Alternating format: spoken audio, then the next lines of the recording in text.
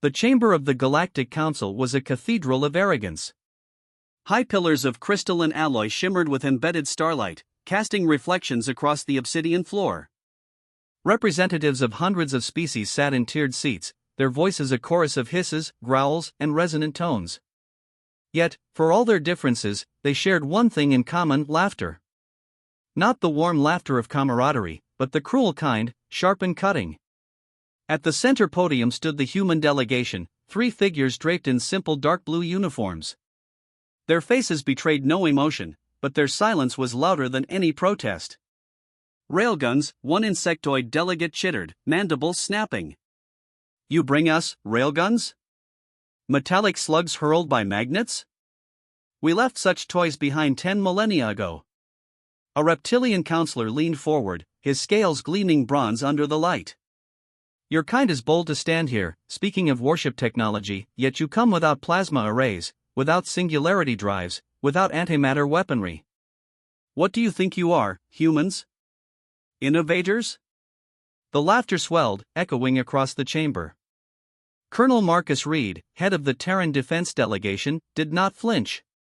His steel-gray eyes swept across the sea of alien faces, cataloging each sneer. He had served 25 years in uniform on Earth, on the colonies of Titan and Mars, and in the void patrols that skirted the edge of known space. He had seen men die in silence, drifting through shattered hulls. He knew the cruelty of war. But this, the arrogance of the Council, was something else entirely. He let the laughter subside before speaking. His voice was calm, measured. "You think railguns are a relic? Perhaps. But relics endure. They don't overload. They don't misfire. And they don't fail when an enemy learns to jam your exotic systems. A slug of tungsten, moving at 30 kilometers per second, does not care what shields you've built. It does not negotiate. It only delivers truth." The words rippled through the chamber, but the silence lasted only a heartbeat before more laughter exploded. The council's speaker, a towering avian creature draped in silver robes, clicked its beak in mock sympathy. "Humans. Always clinging to the primitive. Perhaps your slugs will frighten the raiders of your outer colonies. But do not mistake yourselves for equals of the council fleets." And with that, the session ended. Humanity's request for technological parity was denied. Their petition for recognition dismissed. Their warnings ignored. The humans left in silence. The first sparks. 2 weeks later, the first Council fleet appeared in orbit of Ganymede. Officially, it was a routine inspection. Unofficially, it was punishment for daring to mock the Council with primitive technology. 26 ships, sleek, curved vessels of gleaming alloys, each bristling with energy cannons, took position above the icy moon. On Ganymede's surface, deep within Dockyard 47, Marcus Reed watched as Earth's first experimental railgun destroyer, USS Franklin, hummed with life. Engineers in grease-stained uniforms scrambled across gantries, running last-minute diagnostics. Beside him stood Commander Sarah Ellis, her dark hair tied back, her eyes alight with controlled fury. "They don't think we'll fire," she said. "They think we'll roll over." Reed's jaw tightened. "Then let's remind them what happens when you underestimate Earth." The Franklin rose from her berth, her hull scarred but sturdy, painted in gunmetal gray with the insignia of Earthfleet emblazoned across her prow. Unlike the graceful council ships, she was angular, brutal, a war machine stripped of elegance, built for function alone. The council fleet hailed them immediately. "This is Overseer Trannick of the Council Navy. Power down your vessel and prepare for boarding. Any resistance will be met with annihilation." Reed stood on the bridge of the Franklin, his voice steady as he gave the order. "Target their flagship. Load Coil 1. The ship shuddered as a tungsten slug, 3 meters long and weighing 20 tons, locked into the magnetic rails. The coils hummed with rising energy. "Sir," Ellis said quietly. "This will change everything." Reed's eyes narrowed. "Fire." The railgun roared like thunder. In the vacuum of space, there was no sound, but every soul aboard felt the vibration reverberate through steel and bone. The slug tore across the void at 30 kilometers per second, faster than any missile, beyond interception. The Council flagship's shields flared, groaned, then shattered. The slug ripped through the ship's midsection, igniting its core. For a moment, it was a star. Then it was debris. Silence fell across the comms. The entire Council fleet froze in disbelief. One shot. One primitive railgun shot. And the pride of the Council Navy was reduced to slag. The Battle of Ganymede. The Council reacted with fury. Fire on the human vessel. Beams of plasma and streaks of antimatter warheads lit the void, but the Franklin was smaller, faster. Her angular armor shrugged off near hits, while point defense cannons shredded missiles before they struck. The destroyer darted between lines of fire, spitting tungsten death. Every railgun shot found purchase. A frigate torn in half. A cruiser vented to vacuum. Another destroyer impaled clean through its reactor core. On the bridge, Reed's knuckles whitened around the armrest. Keep the coils cycling. Don't give them time to think. Ellis's hands danced across the controls, sweat dripping from her brow. Reloading coil 2 charged. Fire. Again and again, the thunder of Earth's defiance echoed in silence. Within 20 minutes, the impossible had happened, the Council fleet broke. Survivors scattered into the void, leaving wreckage behind. The icy plains of Ganymede glittered with burning debris. For the first time in 1,000 years, a Council fleet had been defeated not by exotic weapons, not by ancient empires, but by Earth's primitive slugs of tungsten. The turning point. When news reached the Galactic Council, the chamber that once laughed now trembled. Species that had mocked humanity whispered of fear. Species that had dismissed Earth now considered them a threat. The Council demanded explanations, demanded treaties, demanded compliance. But Marcus Reed knew the truth. This was only the beginning. Because what the Council had seen was only Earth's first step.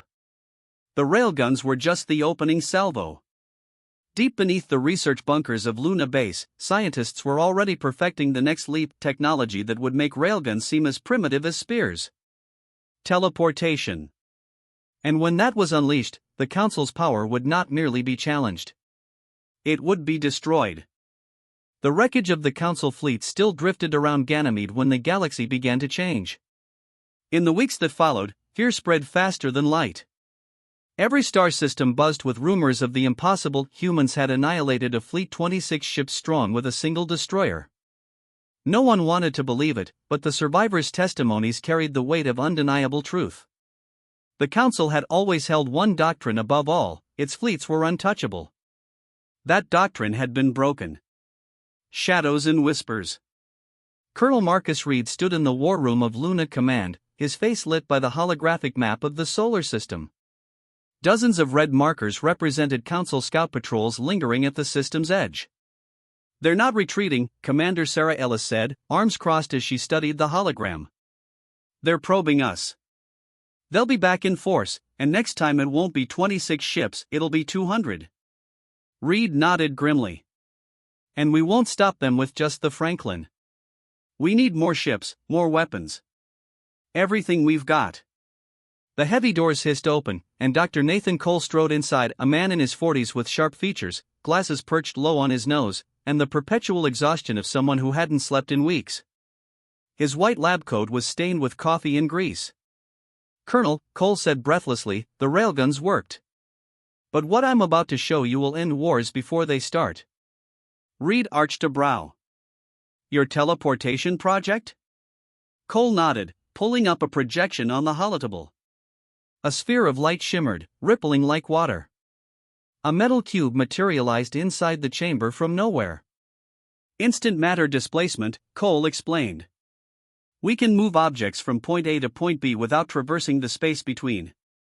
No hyperspace lanes. No warp drives. Just arrival." Ellis frowned. "Teleportation's a theory. Everyone says it violates conservation. Entropy. Quantum stability." Cole allowed himself a thin smile. Everyone said railguns couldn't breach council shields either. But you proved them wrong. We've solved the entropy bleed problem. Limited mass, short range for now, but if we scale it up. Reed stepped closer, eyes narrowing. You're saying we can teleport weapons? More than weapons, Cole said. Soldiers. Supplies. Entire fleets, eventually. Imagine striking anywhere, bypassing defenses entirely. The room fell silent. The enormity of it hung heavy in the air. Humanity had already shocked the galaxy once. With this, they wouldn't just shock it, they would rewrite it. The Council strikes back. The retaliation came sooner than expected. A Council armada 130 ships strong entered soul space without warning, their engines blotting out the stars. Unlike before, they did not broadcast demands. They came for annihilation. Earthfleet scrambled every vessel, 5 destroyers, 3 cruisers, and the battered Franklin among them. Still, they were outnumbered 10-1. The Council was certain this would be a slaughter. From orbit, Earth's cities looked up at the streaks of plasma burning across the atmosphere. Civilians huddled in bunkers, waiting for the sky itself to fall. On the bridge of the Franklin, alarms blared. Ellis barked out orders while Reed stood motionless, his eyes locked on the incoming wave. They want to erase us, Ellis said. They won't settle for submission this time. Reed's hand tightened on the armrest. Then let's give Dr. Cole his field test. The first jump. In a sealed chamber below deck, Dr. Cole activated the teleportation array. The coils whined, bending light around them. On a distant Council cruiser, sensors spiked in confusion, but too late. A tungsten slug, loaded into the teleport chamber, vanished. And reappeared inside the enemy cruiser's core. The ship tore apart from within, ripped open like a tin can, venting fire and bodies into the void. The rest of the Council fleet faltered in shock, unsure what had happened. Reload, Reed ordered coldly. The Franklin's teleport coils hummed again. Another slug vanished and another cruiser erupted from the inside out. On the command deck of the Council flagship, Overseer Tranix's feathers bristled in terror. Impossible. No weapon can bypass shields, none. But the humans weren't using weapons that obeyed the Council's rules. Teleportation ignored shields, armor, distance. There was no interception, no warning. Just sudden death. Escalation. The battle that followed was chaos. Council beams scorched Earthfleet ships, but for every human vessel destroyed, 3 Council warships vanished in blossoms of fire. Teleported slugs detonated reactors.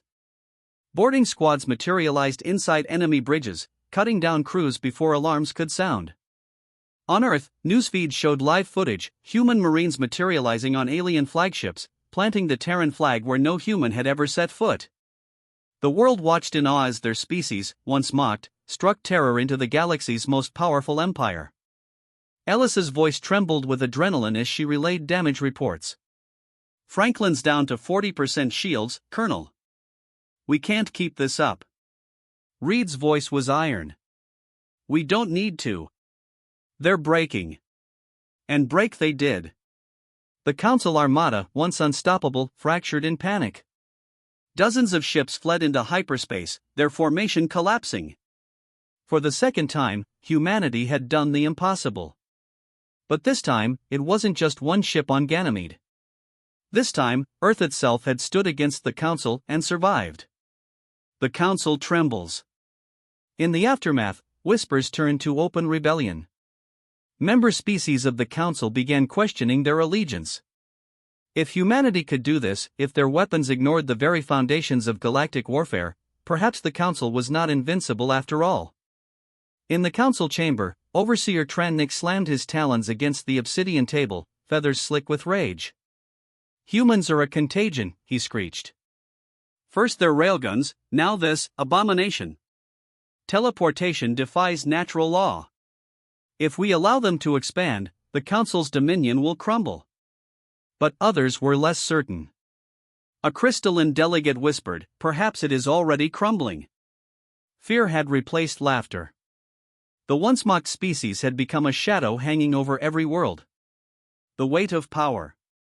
Back on Luna, Reed stood with Dr. Cole and Commander Ellis in the silence of the hangar. The Franklin was scarred, her hull pitted, but she stood victorious. Ellis broke the silence. "We can't stop now. They'll come again, harder, stronger. They won't rest until they erase us." Cole adjusted his glasses, his expression grim. "And every time we fight, we'll learn. We'll grow." They thought railguns were primitive. They thought teleportation was impossible. What comes next, they won't even have words for it. Reed looked out through the hangar's open doors, where Earth hung in the distance like a fragile blue gem. He thought of the people below, the families who had cowered in fear while the sky burned, the children who would inherit whatever war this became. "We didn't ask for this," he said softly. "But they came for us. They forced this fight." Ellis met his gaze. "So we finish it." Reed's jaw tightened. His eyes hardened with resolve. They wanted to test humanity. Now they'll learn the lesson. The Council doesn't control the galaxy anymore. Not while Earth stands. The hangar fell silent again, but the silence was heavy, like the calm before a storm.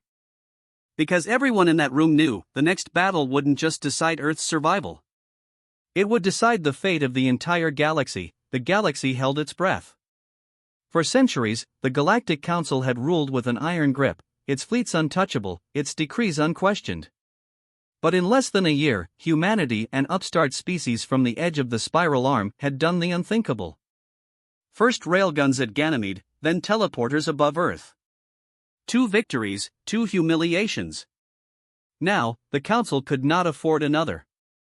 Their power was slipping, and if humanity won again, their dominion would fracture beyond repair. So they gathered everything. 500 warships. The largest armada assembled in living memory. Carriers the size of cities, dreadnoughts bristling with weapons that could boil oceans, fleets drawn from every species that still swore loyalty. It was not just a battle force. It was a statement, the Council's will, sharpened into a blade. And it pointed straight at Earth. The eve of destruction. Colonel Marcus Reed stood in the observation deck of the USS Franklin, gazing at the endless stars. The ship was patched and scarred from past battles, her hull pitted with burns, but she remained the spearhead of humanity's defense. Commander Sarah Ellis approached, her face pale but steady. "Scouts confirm it. They're bringing everything. 500 ships. We can't match them in numbers. Not even close." Reed didn't move, didn't blink. "Numbers stopped mattering when we built teleporters." She exhaled sharply. "Even with teleporters, Marcus, 500 is 500. We'll run out of slugs, out of coils, out of soldiers before they run out of ships." From behind them, Dr. Nathan Cole entered, his lab coat traded for a simple black uniform. He looked older than his years, hollow-eyed but resolute. "We won't," Cole said quietly. "The new arrays are ready. We can teleport at scale now. Not just slugs, not just squads. Whole warships." Ellis turned to him, stunned. "You're saying?" "Yes." Cole nodded. "Instant reinforcements. Instant strikes. Earthfleet won't fight alone. Every ship, every crew scattered across the colonies, we can bring them here in a heartbeat." Reed finally turned, his expression hard as steel. "Then that's how we win." The Battle of Seoul. The Council Armada arrived like a storm front, blotting out the stars. The sky above Earth lit with streaks of fire as plasma bolts rained down on orbital defenses. Civilian habitats were evacuated, cities plunged into blackout, the planet itself trembling under the shadow of annihilation. On the bridge of the Franklin, alarms wailed. Ellis shouted over the chaos, her hands flying across controls. "Enemy fleets splitting into 3 wings. They're targeting Earth orbit, Luna, and Mars simultaneously." Reed's voice was calm, commanding. "Begin teleport cycle. Bring in reinforcements." The coils hummed, light bending around them. One by one, Earthfleet ships flickered into existence, cruisers from Mars, corvettes from Titan, even jury-rigged freighters armed with railgun cannons. In seconds, the Terran fleet had tripled in size. The battle erupted. Railguns thundered across the void, slugs tearing through shields like paper. Teleported munitions appeared inside reactors, shredding cruisers from the inside. Human marines materialized aboard alien dreadnoughts, carving their way through bridge crews with ruthless efficiency. But the Council was vast, and their vengeance relentless. Plasma lances sheared through human ships, antimatter missiles vaporized entire squadrons, and the void filled with burning wreckage. Earthfleet bled, ship after ship torn apart. Ellis gritted her teeth, sweat streaking down her face. "We're losing too many. We can't hold this line." Dr. Cole slammed his fist on the console. "Then we don't hold it, we break it." The final gambit. Cole's fingers flew across the teleport controls. A new equation scrolled across the screen, raw and dangerous. Reed caught it instantly. "Nathan. That's not stable." Cole's voice shook, but his resolve did not. "Stable doesn't matter. The Council wants to erase humanity. The only way to stop them is to erase their armada." Ellis glanced between them. "What are you talking about?" Reed's jaw tightened. "A mass displacement jump. Not just weapons. The entire fleet." Ellis's eyes widened. "That's suicide. We've never tested teleporting more than a few thousand tons at once. 500 ships, Marcus, the backlash could tear half the system apart." Cole's voice was hoarse but fierce. "And if we don't? Earth dies. Humanity dies. The Council wins." For a moment, the only sound was the hum of the ship. Then Reed spoke, his tone cold, decisive. "Do it." The shock that broke the galaxy. The teleportation array screamed, coils glowing white-hot. Energy surged through the Franklin, threatening to rip her apart. Across the human fleet, systems flickered, hulls groaned. Then, in the span of a breath, the entire Council armada vanished. 500 warships, dreadnoughts, carriers, frigates, gone in an instant, as if they had never existed. The void fell silent. For a heartbeat, no one understood. Then Earthfleet sensors lit up with impossible readings. The Council armada had reappeared half a parsec away. Inside the corona of their own star.